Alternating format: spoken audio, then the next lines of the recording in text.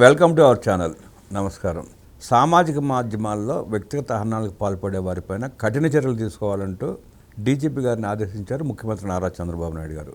Task force ఏర్పాటు చేసి మరి అవసరమైతే బయట నుంచి సిబ్బందిని తీసుకుని శిక్షించాలంటూ ఆయన ఇచ్చిన ఆదేశాలని వ్యవస్థలు ఎంతవరకు అంగీకరించే అవకాశం ఉంది?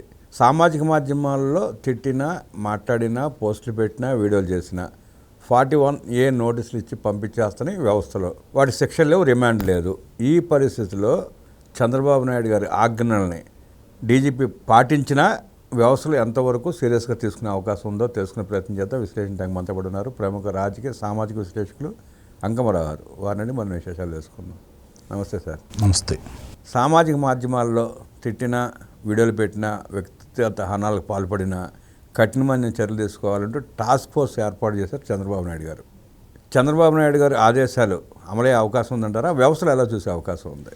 ఇప్పుడు భారతదేశంలో న్యాయ వ్యవస్థ ఒకనాడు మనకి అందుబాటులో ఉంది న్యాయ వ్యవస్థ అని భావించేవాళ్ళం. కానీ ఈరోజు కొన్ని పరిస్థితులు చూస్తున్నాం. ముఖ్యంగా మీరు అన్నట్టు ఈ యొక్క సామాజిక మాధ్యమాలలో ప్రచారాలు చూస్తున్నా, వాళ్ళ వ్యాఖ్యలు చూస్తున్నా, వాళ్ళ చిత్రీకరణ చూస్తున్నా, దాన్ని ఎవరన్నా కొంచెం బాధ కలిగిస్తే ముఖ్యమంత్రులు కావచ్చు, లేకపోతే పోలీసు అధికారులు కావచ్చు, దాని గురించి ఏదైనా చర్యలు తీసుకోవాలి అంటే న్యాయస్థానం మీరు అతనికి 41 నోటీస్ ఇచ్చి మాత్రమే పంపించండి, విచారణ పిలిపించుకోండి, అంతే తప్ప మీరు రిమాండ్ విధించడం కానీ అతను వేరే విధంగా చేయడానికి కానీ వీల్లేదని చెప్పని న్యాయస్థానాలు అయితే తీర్పిస్తూనే ఉన్నాయి. మరి అలా న్యాయస్థానాలు తీర్పిచ్చినప్పుడు వీళ్ళు పెట్టరైపోతూనే ఉంటారు. దానికి పరిపాలనా పరంగా తీసుకునే కొన్ని జాగ్రత్తలు కనుక తీసుకుంటూ ఉంటే సహజంగా ఎప్పుడైనా సరే మామూలుగా కింద పనిచేసే వాళ్ళ మీదే చర్యలు ఉంటున్నాయి. మామూలుగా ఎవరన్నా ఫలానాడి కుట్రారా అంటారు, వీళ్ళు వెళ్ళి కొట్టేస్తారు, వాళ్ళ వరకే శిక్షలు ఉంటున్నాయి. కొట్టమని పంపించినాడికి దగ్గరికి వెళ్ళట్లా, ఏ కేసు వెళ్ళట్లా, ఏది జరగట్లేదు అన్నప్పుడు ఇలాంటి వాళ్ళు ఎంతమంది అయినా వస్తారు. అలా కాకుండా ఒక భయాన్ని, అంటే ఇలాంటివి చేస్తే మన మెడకు చుట్టుకుంటుంది, మన జీవితాలు నాశనం అయిపోతాయి, లేదంటే మన రాజకీయ జీవితం ఈ రోజుతో సమాధైద్ది అనే భావన గనక వాళ్ళకి కలిగితే అప్పుడు కొంచెం వాళ్ళు అదుపాజ్ఞంలో ఉంటారు. అసలు ఈ ఎవరో ఒకళ్ళు ప్రేరేపిస్తేనే కదా ఇవి చేసేది, ఏదో రాజకీయ పార్టీకి అనుబంధంగానే కదా వీళ్ళు చేస్తుంది. కొంతమంది ఉత్సాహంగా ఉండేవాళ్ళు అభిమానం కొద్దీ చేస్తూ ఉంటారు. అది పరిధులు దాటవు చాలా వరకు. వాళ్ళ బాధని, ఆక్రోశాన్ని వాళ్ళ నాయకుడి మీద కూడా ఎలగొక్కుతూ ఉంటారు. వాళ్ళు ఏదైనా పొరపాటు మాట్లాడినా, పొరపాటు చేసినా కూడా వాళ్ళని కూడా విమర్శిస్తారు వాళ్ళు. ఎందుకంటే వాళ్ళు పార్టీ గురించే ఆలోచించుకునే మనుషులు. చంద్రబాబు నాయుడు గారి అభిమానులు ఉంటే వాళ్ళు, ఎవరు అభిమానులు ఉంటే వాళ్ళు అట్లా ప్రవర్తిస్తూ ఉంటారు. కానీ ఇక్కడ ఏమవుతుందంటే ఒక రాజకీయ పార్టీ నేతృత్వంలో నడిచే ఇలాంటి సంస్థలు ఎదుట పార్టీని, అంటే అధికారంలో ఉన్న పార్టీ మీద బురద జల్లే కార్యక్రమమే తప్ప, ఎందుకంటే న్యాయస్థానాలు ఈ అవకాశాలు వాళ్ళకి ఇస్తున్నాయి కాబట్టి బురద జల్లే కార్యక్రమమే తప్ప వాస్తవాల కంటే కూడా నమ్ముతారులే ప్రజలు, నమ్మకేం చేస్తారు, మనం ఎన్ని చెప్పినా వాళ్ళ మీద వ్యతిరేకత ఈ విధంగా మనం తీసుకురావచ్చు అనే భావించి వాళ్ళు చేస్తున్న కార్యక్రమానికి అంటే సహజంగానే ఇప్పుడు ఇక్కడ ఇంకో సందేహం కూడా వస్తుంది.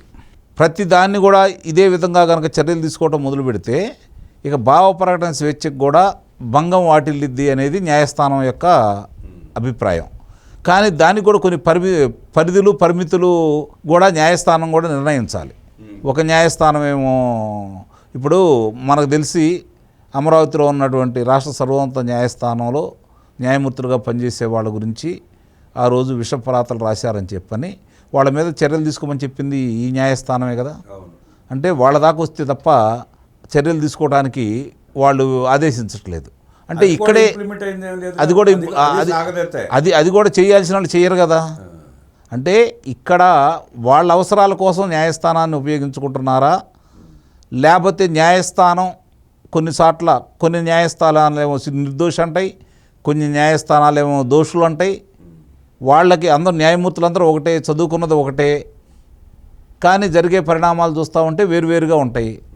ఇది రాజకీయ నాయకుల నుంచి లేదంటే అధికారుల మీద మొట్టమొదటి న్యాయస్థానంలో సరైన తీర్పులు కనుక వస్తే చాలా వరకు మిగిలిన అదుపాజ్ఞంలో ఉంటాయి. వీళ్ళిద్దరే కదా వ్యవస్థల్ని చెప్పు చేతల్లో పెట్టుకున్నది, వీళ్ళిద్దరే కదా. ఒకళ్ళు రాజకీయ నాయకులు, వాళ్ళు అధికారంలోకి వచ్చిన తర్వాత అధికారులను చెప్పు చేతల్లో పెట్టుకుంటే అధికారులు కూడా వాళ్ళకి లొంగిపోతున్నారా, స్వార్థానికి లొంగిపోతున్నారా, లేకపోతే గతంలో వాళ్ళు చేసిన తప్పుల వల్ల వాళ్ళకి లొంగిపోతున్నారా తీసి పక్కన పడేస్తే మొత్తానికి వాళ్ళ సహాయ సహకారాలు అందజేయబట్టే ఇన్ని దోపిడీలు కావచ్చు. ఈ విధంగా ఈరోజు వ్యవస్థలు ఈ విధంగా పతనం కావడానికి మాత్రం నిస్సందేహంగా వీళ్ళిద్దరే ప్రధాన కారకులు. అందుట్లో ఎలాంటి సందేహం కూడా ఏమి లేదు. దాన్ని ప్రక్షాళన చేయాలి అంటే నాకు తెలిసి ముఖ్యమంత్రి గారు ఇప్పుడు ఏదో మాట వరుసకి ఈ మధ్య చాలా మాట్లాడుతున్నారు ఆయన, కానీ ఏది అమలు కావట్లా. ఇది గమనించుకోవాలి. చాలా మాట్లాడుతున్నారు ఆయన, ఎందుకంటే ఆయన బాధలో మాట్లాడుతున్నారు, కానీ ఇక్కడ అమలు చేసేవాళ్ళు చేయట్లా. అమలు చేసేవాళ్ళు చేయట్లేదు. ముఖ్యమంత్రి గారి మాటలే చెల్లుబాటు కావట్లేదు. ఇక్కడ గమనించుకోండి. కాబట్టి నాకు తెలిసినంత వరకు దీనికి పరిష్కార మార్గం ఏందంటే ఏ పందాలో ఎవరు మాట్లాడితే మేము అదుపులో తీసుకోవాలి చెప్పండి. న్యాయస్థానానికి వివరణలు ఇచ్చి ఫలాని వ్యక్తులు ఫలాని విధంగా మాట్లాడితేనో ఫలాని విధంగా వాడు చిత్రీకరించి ప్రదర్శిస్తేనో ఈ పరుష పదజాలం వాడిన వాళ్ళని మీరు అదుపులో తీసుకోండి అని చెప్పని సర్వోన్నత న్యాయస్థానం నుంచి కింద న్యాయస్థానం వరకు ఒకటి విడుదల చేస్తే అప్పుడు న్యాయస్థానాలు కూడా కాదనలేవు కదా. ఎందుకంటే ఎటు వీళ్ళు ఎంతో శ్రమపడి చేస్తున్నా కూడా న్యాయస్థానాలు వెలిసిపడుతుంది. అప్పుడు ఇక న్యాయస్థానం తీర్పు ఇచ్చిన తర్వాత మనం ఏం చేయాల్సిన అవసరం లేదుగా. చిన్న పరిష్కారం నాకు తెలిసినంత వరకు ఇది. ఎక్కువ బుర్రల బద్దలు కొట్టుకోవాల్సిన అవసరం కూడా లేదు. ఆ విధంగా చేసుకుంటూ ముందుకెళ్ళారనుకోండి, అప్పుడు ప్రభుత్వాల మీదో అధినేతల మీదో ముఖ్యమంత్రుల మీదో ప్రధానమంత్రుల మీదో అభియోగం వేయడానికి ఆస్కారం అయితే ఉండదు కదా. కళ్ళ ముందు కనపడతానే ఉంటాయి. కాబట్టి న్యాయస్థానాలు మేమేం చేయలేమని చెప్పి వీళ్ళు కూడా మాట్లాడుకుంటారు. ఇప్పుడు ఆవేశాల్లో ఉంటారు కదా కొంతమంది. మా నాయకుడు అన్నాడు, మీరేం చేయలేకపోతున్నారు, ముఖ్యమంత్రిగా ఉన్నారు, హోంమంత్రిగా ఉన్నారు, మీరేం చేయలేకపోతున్నారు అని చెప్పని నిష్ఠూరాలు కూడా ఉండవు కదా. అప్పుడు ఈ మధ్య పోలిక కూడా ఎక్కువైపోయిందండి. యోగి ఆదిత్యనాథ్తో పోతున్నారు ప్రతి రాష్ట్రాన్ని. నిస్సందేహంగా ఇవాళ ఉన్న పరిస్థితుల్లో అది మంచి పద్ధతి అవునా కాదా అనే దాన్ని తీసి పక్కన పడేస్తే అక్కడ ఉన్నటువంటి నేరస్తులు చాలామంది మేము జైల్లో ఉంటాం బయట ఉండము అనే విధంగా తయారయ్యారు. అంటే తప్పు చేస్తే యోగి మనని ఏం చేస్తాడో వాళ్ళకి అక్కడ కళ్ళ ముందు కనపడుతుంది. కాబట్టి ఆ భయం అనేది ఈరోజు అక్కడ నిస్సందేహంగా అది అవసరం కూడా.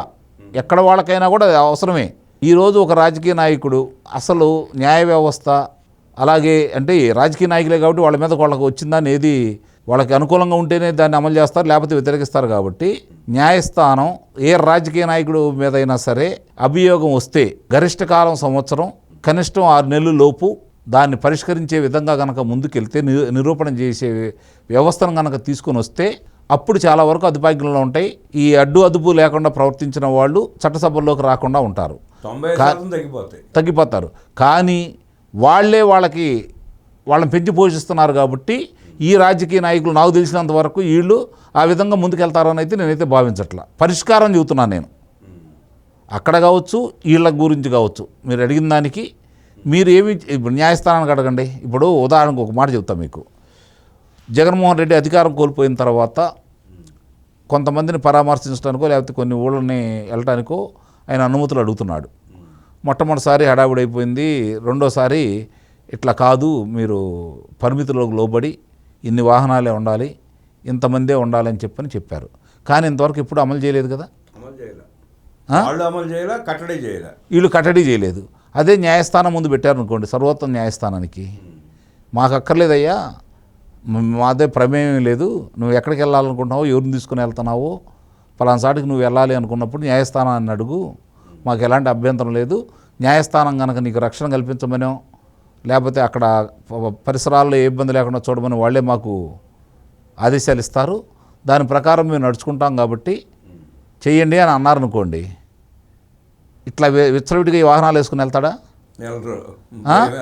సభలు సమావేశాలు నిర్వహిస్తారు రాజకీయ పార్టీలు. సభలో సమావేశాలు నిర్వహించేటప్పుడు ఏ గ్రామం నుంచి ఎంతమంది వస్తున్నారు, ఎవరు వస్తున్నారు, వాళ్ళ వాహనాల వివరాలన్నీ తీసుకొని వచ్చారనుకోండి, అది సమర్పించండి అన్నారు అనుకోండి. అంతకుముందు వచ్చిన వాడిని అక్కడే తీసుకెళ్ళి లోన పడేశారనుకోండి, ఇక వేరే వాళ్ళు రారుగా. వాళ్ళు సభ నిర్వహించేటప్పుడు ప్రభుత్వానికి కానీ స్వతంత్ర వ్యక్తులకు కానీ ఏదైనా ఆస్తి నష్టం జరిగితే నిర్వాహకుల దగ్గర ముందుగా కొంత ధనాన్నో ఎంతో కొంత, అంటే వాళ్ళు ఒక 5 కోట్ల రూపాయలు తీసుకున్నారనుకోండి, వాళ్ళకి ఇట్లాంటివన్నీ బెటర్గా. కానీ చేయరు, ఎందుకంటే వీళ్ళు రాజకీయ నాయకులే కాబట్టి. వాళ్ళ బలాలను నిరూపించుకోవడానికి జనాలు ఎలా వస్తారో వాళ్ళు తెలుసు కాబట్టి. అంటే ఇక్కడ ఎవరికి చిత్తశుద్ధి లేదు, అది నేను చెబుతుంది. చిత్తశుద్ధి గల నాయకుడు వస్తే దాన్ని అదుపాజ్ఞలు చేయడంలో పెద్ద కష్టమైన పని అయితే కాదు.